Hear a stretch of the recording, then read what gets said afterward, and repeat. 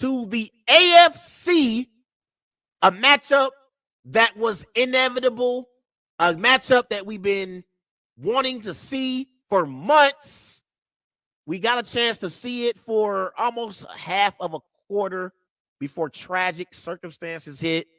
But we're going to get a chance to see it this Sunday in Buffalo. It's Joe Burrow. It's Josh Allen. It's the Bengals. It's the Bills. The Bills are favored by 5.5 points.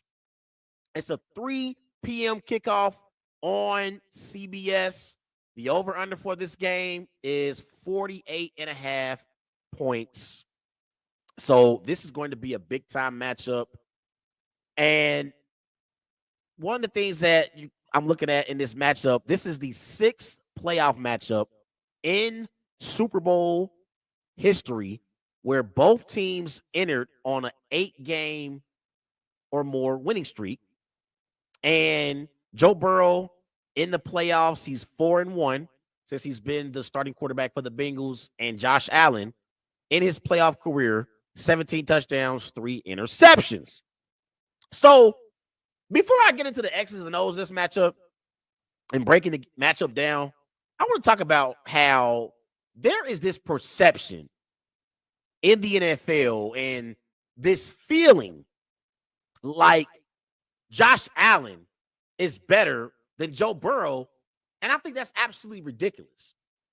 If you want to say that Joe Burrow and Josh Allen are on the same level, like myself, I'm okay with that. But I believe that there's this perception that the media has created to where they believe that Josh Allen is better than Joe Burrow, and that's simply not true. Not only that, I believe that there's this perception that the Buffalo Bills are better than the Cincinnati Bengals, and that also is not true. Last year in the playoffs, in this exact round, Josh Allen put on a sensational performance against Patrick Mahomes and the Kansas City Chiefs. I think Josh Allen had like 329 passing yards, 4 touchdown passes. I mean, it was a sensational performance from Josh Allen that afternoon against the Kansas City Chiefs. He went throw for throw with Patrick Mahomes. And if it wasn't for the Bills defense giving up a field goal with 13 seconds left on the clock, the Buffalo Bills would have advanced to the AFC Championship game. But Josh Allen played great in that game. But meanwhile, the Cincinnati Bengals the following week, they did something that Josh Allen and the Buffalo Bills have never been able to do, and that's beat Patrick Mahomes and the Kansas City Chiefs at Arrowhead in a meaningful playoff matchup for the right to go to the Super Bowl. And after the Bengals lost the Super Bowl to the LA Rams, all the NFL analysts that came out with their predictions for the season, and I'm looking at the predictions for the teams, and I'm looking at the quarterback rankings. The teams, when it comes to predictions, everyone had the Bills ranked over the Bengals. And I'm thinking to myself, how in the hell are the Bills ranked above the Bengals when the Bengals did something that the Bills were unable to do? The Bengals beat the Chiefs in the playoffs, not the Bills. The Bengals got to the Super Bowl.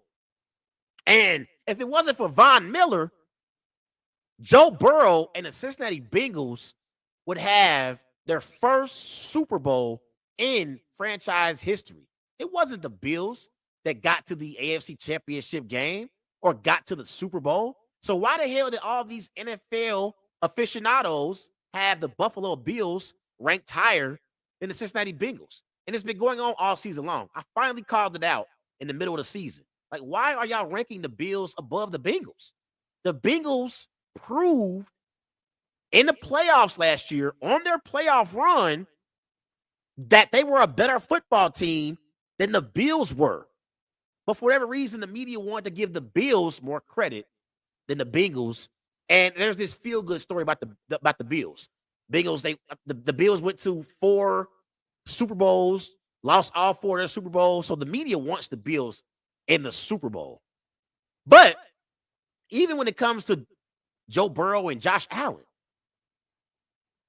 Joe Burrow went on a playoff run last year, and Joe Burrow had a great performance in the postseason, leading the Bengals to not only their first playoff win in over 30 years, but their first Super Bowl appearance since the 90s. Like, I believe it was like 1989, 1990 when the Bengals last got to the Super Bowl. And yet, you look at the entire season, everyone wanted to rank Josh Allen above Joe Burrow. And I'm like, Joe Burrow last year and this year, statistically, he had a better season than Josh Allen did. When it comes to protecting the football, Joe Burrow protects the football better than Josh Allen does. Now, Josh Allen is more athletic than Joe Burrow is. Josh Allen has more wow plays than Joe Burrow has. But when it comes to overall production from the quarterback position, Joe Burrow has produced better last season and this season than Josh Allen has. Now, I'm not going to take nothing away from Josh Allen and what he's been able to do in the playoffs.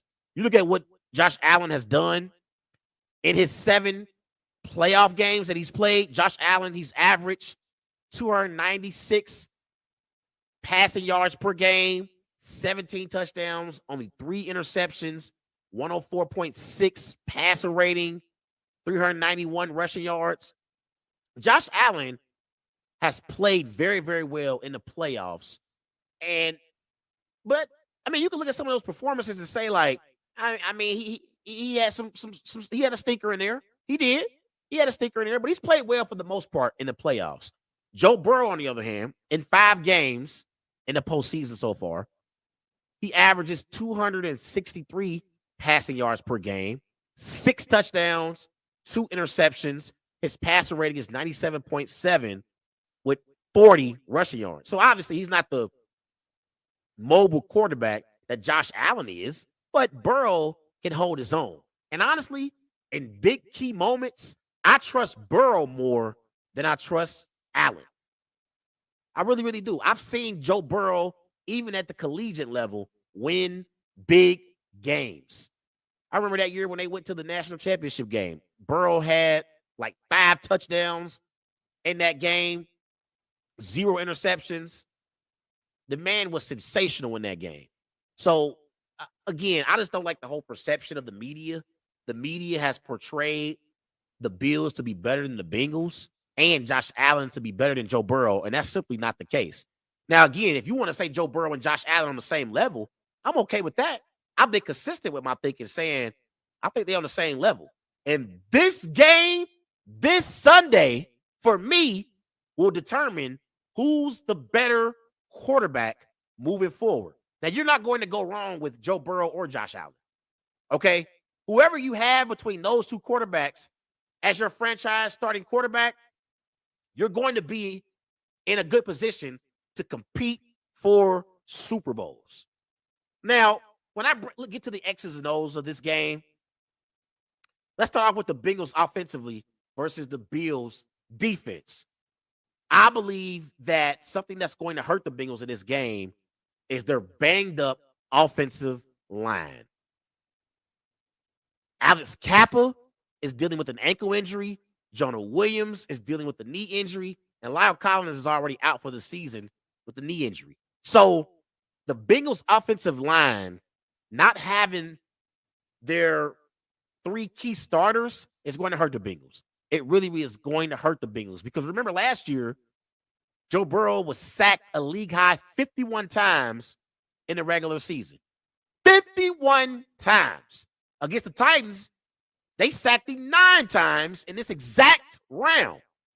So not having their offensive line that they had when they started the season, that's going to hurt the Cincinnati Bengals.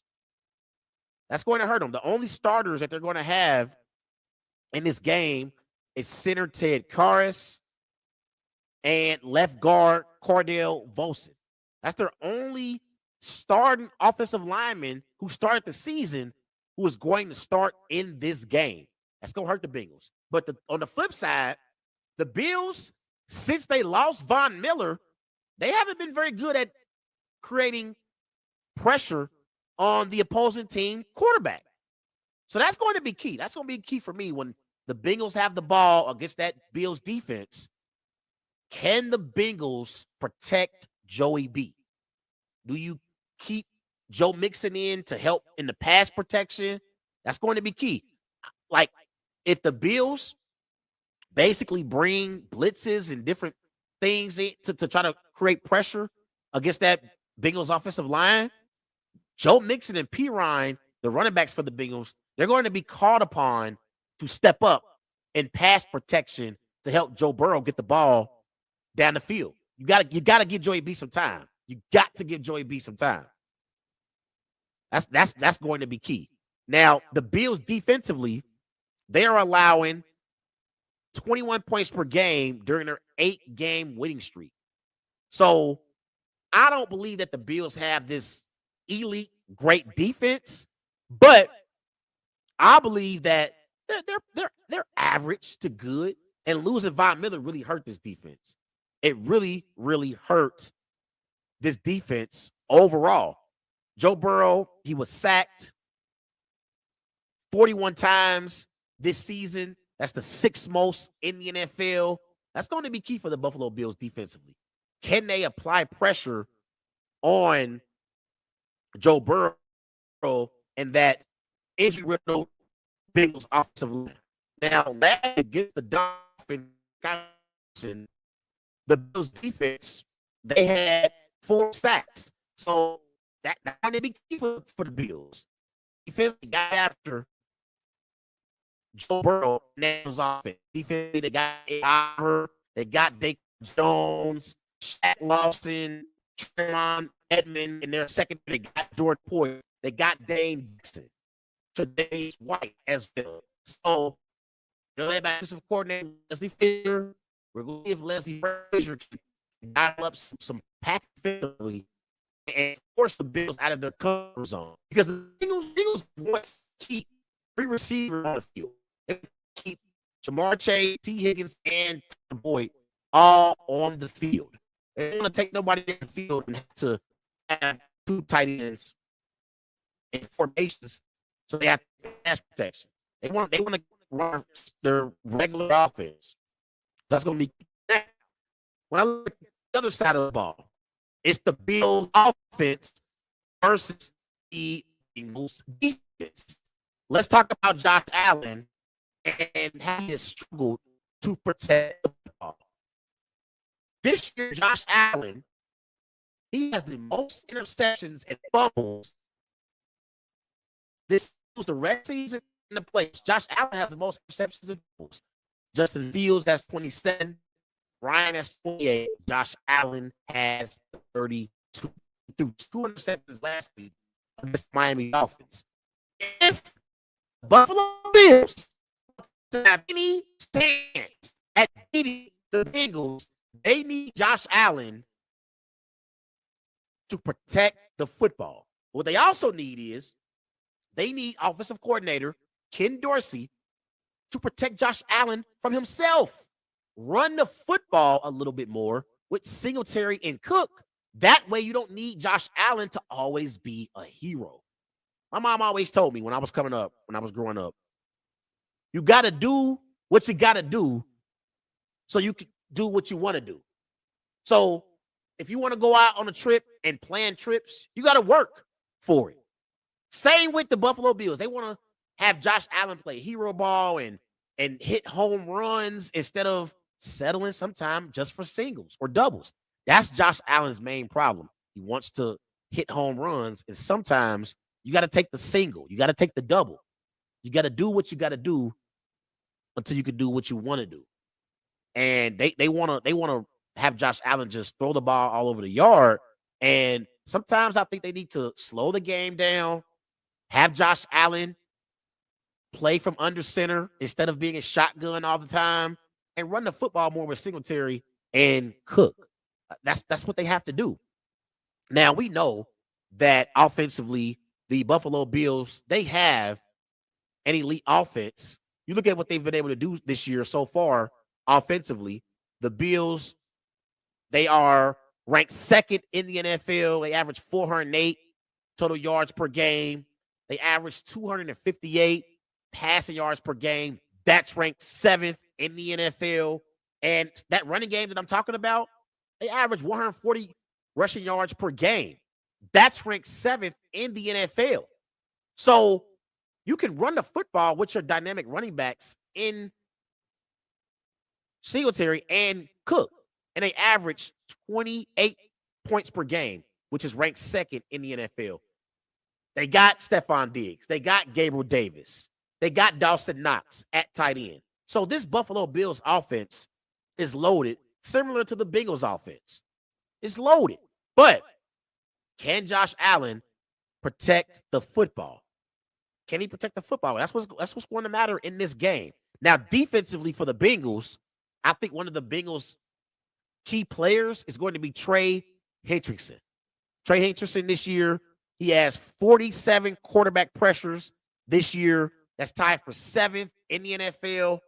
I think the Bengals defense, they do a great job at keeping opposing quarterbacks in the pocket. They do a great job at that. And defensively, they're led by defensive coordinator Lou Admiral. And defensively, they give up 346 total yards per game. I thought last week, the Baltimore Ravens, they did a great job running the football against that Bengals defense. Now, the Ravens have one of the more potent running games in the NFL. Last week, the Ravens had 155 rushing yards against the Bengals. I think that's going to be something that the Bengals are going to definitely try to fix heading into this game. But the thing is, the Bills don't run the ball much anyway. So the Bengals really don't have to really worry about the Bills rushing attack. Now, the Bengals defensively, they are ranked 23rd against the pass. They give up 229 passing yards per game. And I've always said this, and I've been consistent with this. I believe that Eli Apple is the weakest link of that Bengals defense. He's the weak link of their defense. I don't know who they're going to match up against Stephon Diggs, because I don't think Eli Apple can win that matchup against Stephon Diggs. I think Stephon Diggs will put on a show if he has Eli Apple against him. So that's something that you got to look out for. I think that Bengals defensive line with DJ Reader, with Tre Hendrickson, with Sam Hubbard, they got to create some pressure on Josh Allen and force Josh Allen to turn the football over. That's what's going to be key, because I don't think their secondary can contain these receivers for the Buffalo Bills. I really, really don't. Isaiah McKenzie, he's also a receiver in this offense. You still got Cole Beasley, the old veteran, who's going to be key for Josh Allen, because if Josh Allen's getting pressured, he gotta go to his quick read, and that's going to be Cole Beasley. That's going to be key in this game. So, man, this is honestly the game of the year for me. This is the game of the year for me. It's going to be a big-time matchup between these two teams. And honestly, I'll be honest, I really, it's been hard for me to pick this game. I went back and forth with my prediction for this game. When they faced off against each other in week 17, I picked the Bills to beat the Bengals 34-31 at Paycard Stadium. Man, this is tough. This one tough. Man. I want to say that with the issues that the Bengals have at offensive line, I think it's going to hurt the Bengals. I really, really do. But I think the Bengals are playing with house money. I don't understand for the life of me why the Bengals are 5.5-point favorites. And I'm a Packers fan. I grew up, born and raised in Cincinnati. And I hear so many Bengal fans talking about, man, when you going to ride with the hometown team? When you going to show us some love? Guess what? I'm showing the Bengals some love this week. I believe that the media has had the perception wrong all season long. I believe that the media has given the Bills more credit for losing in the divisional round playoff game against the Chiefs than the Bengals for winning the AFC Championship game against the Chiefs. I believe that the media has praised Josh Allen more than they've praised Joe Burrow. I believe that right now, Jamar Chase is slightly better than Stephon Diggs. I'm rolling with the Cincinnati Bengals to beat the Buffalo Bills and advance to the AFC Championship game. I'm going Bengals 30, Bills 27. So I'm rolling with Joey B to prevail over Josh Allen in Buffalo 30-27. That's going to be a hell of a matchup. It's going to be a hell of a game.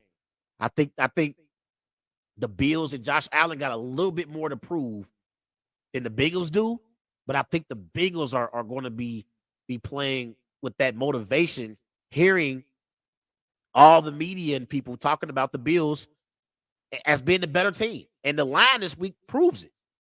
I think this should be a pick'em game. I really, really do. This should be a pick'em game between the Bills and Bengals. And then the NFL already announced the AFC Championship game between the Bills and the Chiefs will be played in Atlanta. So I know the Bengal fans and the Bengal players, they already feel slighted because the Bengals feel like they would have beaten the Bills week 17 if that game would have continued, or if they would have played again. The Bengals feel like they got slighted. They really feel like they got slighted because they feel like this game should be a coin flip game. This game shouldn't be played in Buffalo. It shouldn't be played in Buffalo. It should be a coin flip game because that game, whoever won that game, would have hosted this round's playoff matchup. But because the game wasn't played and it was incomplete, the Bills already had a one-game lead over the Bengals, and ultimately they won the game without even playing the game because this was the game where you wanted the home field advantage for. So Bengal fans and their players feel slighted by the NFL for how they handled the circumstances after Damar Hamlin's tragic situation. And another thing too, I hope that we get a chance to see Damar Hamlin. I am so thankful and grateful and happy that Damar Hamlin is back healthy. He's been reported that he's been inside of the Bills facility. So I'm excited for this matchup. If you can't tell already, I'm excited for it. But I'm rolling with the Bengals to beat the Bills 30-27. Everybody go and follow Wise Guys on Twitter at WiseGuys_H. Also on Facebook, Wise Guys.